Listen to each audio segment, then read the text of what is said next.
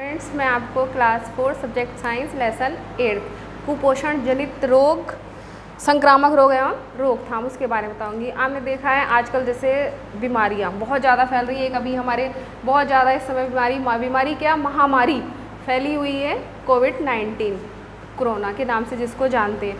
ऐसे ही हमारी और भी बहुत सारी संक्रामक बीमारी हैं, जैसे हेपेटाइटिस ए, जिससे क्या होता है अशुद्ध पानी पीने से और भोजन करने से हमारे लीवर पर इफ़ेक्ट पड़ता है, उसकी वजह से ये बीमारी हो जाती है। और भी बहुत सी बीमारियाँ जो संपर्क के द्वारा, हवा के द्वारा, जल के द्वारा बहुत सारी बीमारियाँ हो जाती हैं। तो इस बीमारियों को बचने के लिए हमें अपने आप को क्या रखना चाहिए? हमें अपने आप को स्वच्छ रखना चाहिए, क्योंकि स्वच्छ रहने से बीमारियाँ हमसे क्या होती हैं? दूर भागती हैं। हमें रोज़ स्नान करना चाहिए, स्वच्छ वस्त्र पहनने चाहिए, अपने बर्तन खाने पीने के सामानों को भी साफ़ रखना चाहिए और खाना खाने से पहले और खाना खाने के बाद हमें अपने हाथों को धोना चाहिए। इसलिए डॉक्टर भी बताते हैं स्वच्छता ही स्वास्थ्य का नियम है। मतलब आप स्वच्छ रखेंगे तो स्वस्थ रहेंगे, और स्वस्थ रहेंगे, जैसे स्वस्थ रहने के लिए मैंने आपको बताया कि सभी चीज़ों को हमें स्वच्छ रखना पड़ेगा। यहाँ तक कि अपने परिवेश, अपने चारों तरफ के क्षेत्र को भी हमें स्वच्छ रखना पड़ेगा, तभी हम बीमारी से बच सकते हैं। उससे बचने के लिए हमें क्या करना है? मास्क लगाना है और 20 सेकंड तक अपने हाथों को साबुन लगा करके अच्छे से धोना है। जो बीमारियाँ क्या होती हैं? अब ये भी तो पता होना चाहिए रोग क्या होते हैं। रोग वो होते हैं जो हमारा शरीर या शरीर का कोई अंग कार्य करना बंद कर देता, तो हमारे रोग होते हैं। और रोग हमारे किस वजह से होते हैं? हमारे रोगाणुओं के द्वारा होते हैं। रोगाणु कौन कौन से होते हैं? एक होता है विषाणु,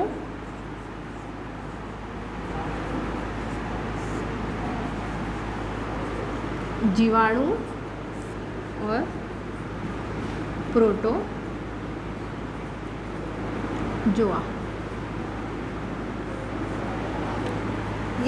ये तीनों रोगाणु होते हैं, इनकी वजह से बहुत सारी बीमारियां होती हैं।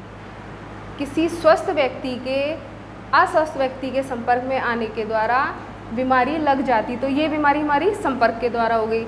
जैसे चेचक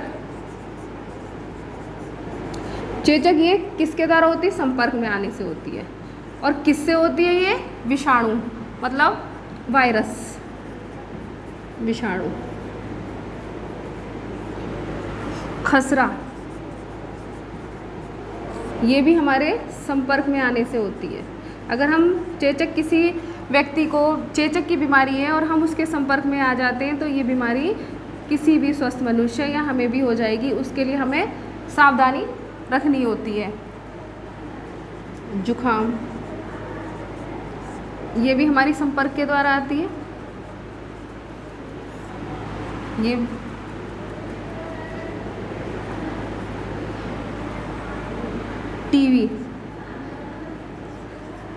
टीबी रोग हमारा संपर्क जल या वायु के द्वारा आ जाती है। ये होती है हमारी बैक्टीरिया से, जीवाणु।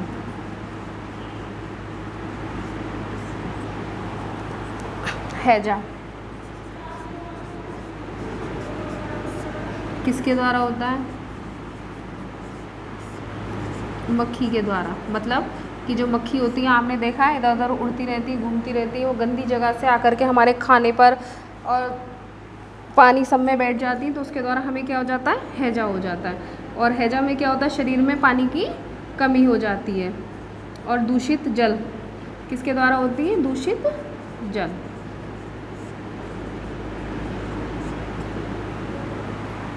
ये होती है हमारी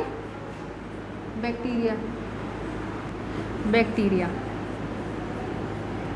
जीवाणु से होती है। एक हमारा होता है मलेरिया। तो मलेरिया आपको पता है मलेरिया किससे होता है? मादा एनाफ्लीज के द्वारा। मच्छर होता है मादा एनाफ्लीज के द्वारा होता है। और ये प्रोटोजोआ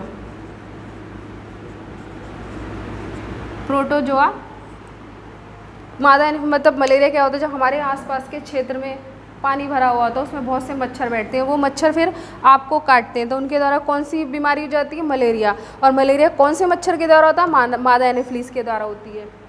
एक होती है डेंगू। डेंगू में आपने देखा है, डेंगू जब बीमारी होती है तो उसमें हमारे शरीर में प्लेटलेट्स की संख्या बहुत कम हो जाती है। हमारे शरीर में रुधिर का मतलब मनुष्य के शरीर में जिसको भी डेंगू की बीमारी होती है उसके शरीर में रुधिर का थक्का बंद हो जाता है और लगातार रुधिर बहता रहता है। डेंगू बीमारी होती है मादा एंडीज प्रोटोजोआ।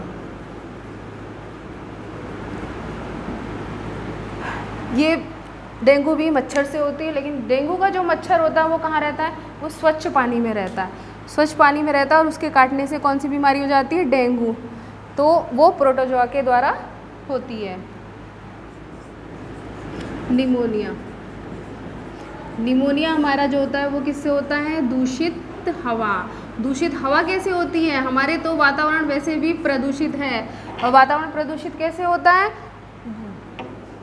इंजन धुएं से, इन सब चीज़ों से हमारा क्या होता है? वातावरण प्रदूषित होता है, दूषित हवा से हो जाता है, और ये हमारी बीमारी होती है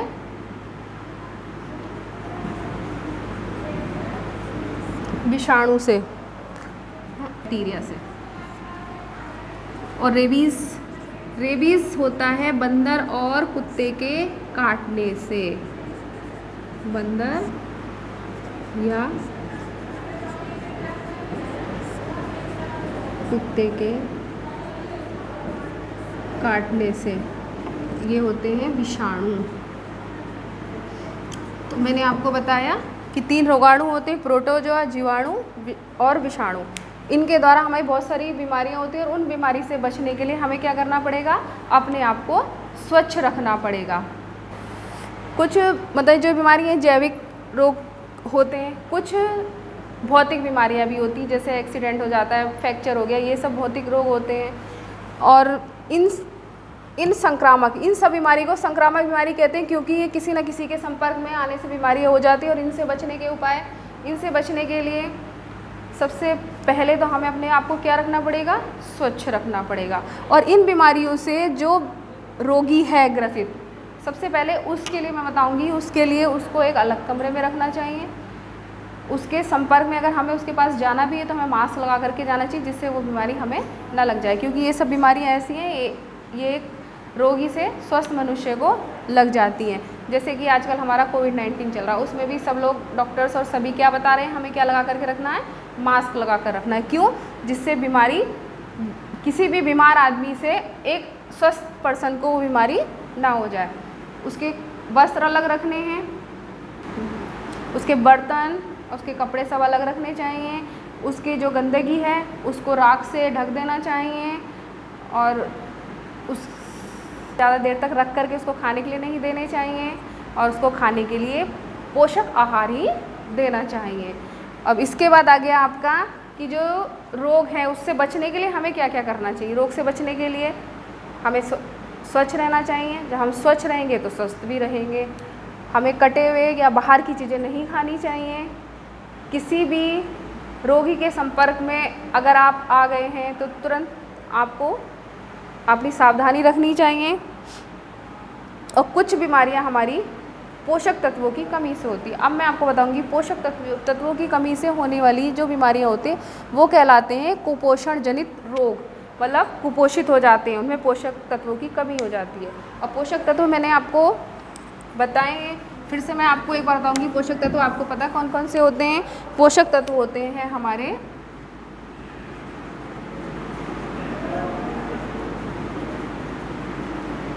कार्बोहाइड्रेट। कार्बोहाइड्रेट से हमें क्या मिलता है? हमारे शरीर को ऊर्जा मिलती है। ऊर्जा मतलब कार्य करने की क्षमता। कार्बोहाइड्रेट जब हमारे शरीर में जाता है तो उससे हमारे कार्य करने की क्षमता क्या होती है? बढ़ जाती है। और कार्बोहाइड्रेट किस किस में पाया जाता है? कार्बोहाइड्रेट होता है गेहूँ, मक्का, चावल, बाजरा व गन्ना, इन सब में कार्बोहाइड्रेट पाया जाता है।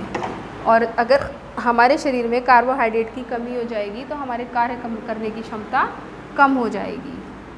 2 नंबर पे आ गया आपका प्रोटीन। प्रोटीन का क्या कार्य है हमारे शरीर में? प्रोटीन हमारे शरीर को की वृद्धि करता है और शरीर की टूट फूट की मरम्मत करता है। और प्रोटीन हमारा किस किस चीज़ों में पाया जाता है? दाल, अंडा, मछली, सोयाबीन,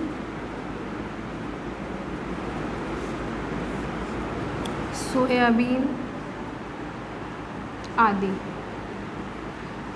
दूध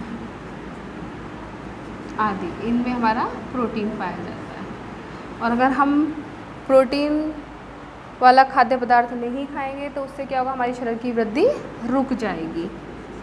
अब आया आपका वसा। वसा का क्या कार्य है हमारे शरीर में? वसा हमारे शरीर को ऊर्जा और ऊष्मा देता है। और वसा अगर हम अपने भोजन में नहीं लेते तो हमारे शरीर में ऊर्जा नहीं मिलेगी और ऊष्मा भी नहीं मिलेगी, तो हमारी शरीर जो होगा वो कमज़ोर हो जाएगा। और वसा किस में होता है? घी,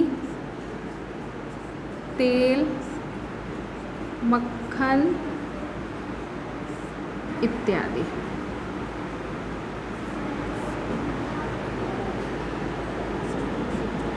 अब आ गए आपके विटामिन्स व खनिज लवण।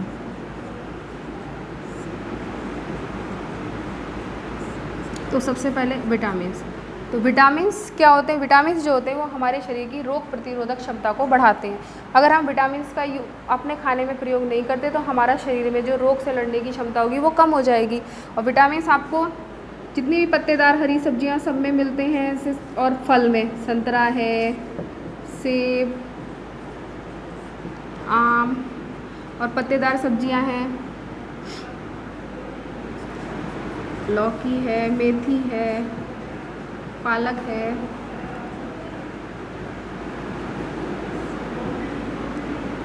इन सब में हमारे विटामिन्स पाए जाते हैं, इसलिए हमें विटामिन्स का भी प्रयोग करना है। और खनिज लवण। खनिज लवण हमारे खनिज लवण होते हैं जैसे फास्फोरस है, कैल्शियम है, सोडियम है, ये सब चीज़ें हमारे शरीर में होते हैं, ये खनिज लवण कहलाते हैं। और इनकी कमी से भी हमारे शरीर में बहुत सी बीमारियां हो जाती हैं। विटामिन और खनिज लवण को हम रक्षक पोषक तत्व भी कहते हैं, क्योंकि हमारी बीमारी से लड़ने में सहायता करते हैं। खनिज लवण जैसे आपका काशी फल है, काशी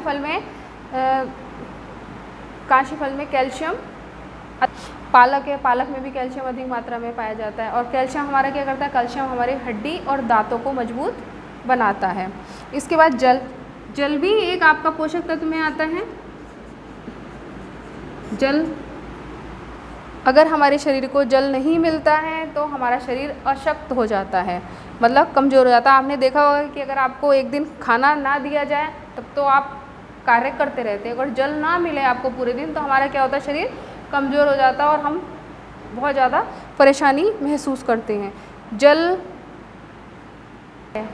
इस हैजा में हमारे शरीर में पानी की कमी हो जाती है, और पानी की कमी होने पर डॉक्टर हमें क्या बताते हैं? ORS का घोल बताते हैं, क्योंकि ORS के घोल की वजह से हमारे शरीर में पानी की जो कमी होती है वो पूरी हो जाती है। विटामिन्स की जो हमारे शरीर में विटामिन्स की कमी होती है तो बहुत सारे रोग हो जाते हैं। तो विटामिन ए की कमी से क्या होता है? रतौंधी। कौन सी बीमारी हो जाती है? रतौंधी हो जाती है। और विटामिन सी की कमी से होती है बेरी। विटामिन सी की कमी से स्कर्वी। और विटामिन डी की कमी से होता है सूखा रोग। जैसे कि हम लोग आयरन युक्त नमक खाते हैं, क्यों खाते हैं? क्योंकि वो हमारे घेंगा रोग को रोकने में सहायता करता है। तो विटामिन की कमी से ये सब रोग हो जाते हैं, इसीलिए हमें कैसा भोजन करना चाहिए? संतुलित आहार करना चाहिए। जिस भोजन में सभी पोषक तत्व पाए जाते हैं वो संतुलित आहार कहलाता है। तो हमें रोज़ अपने प्रतिदिन खाने में पोषक आहार का प्रयोग करना चाहिए।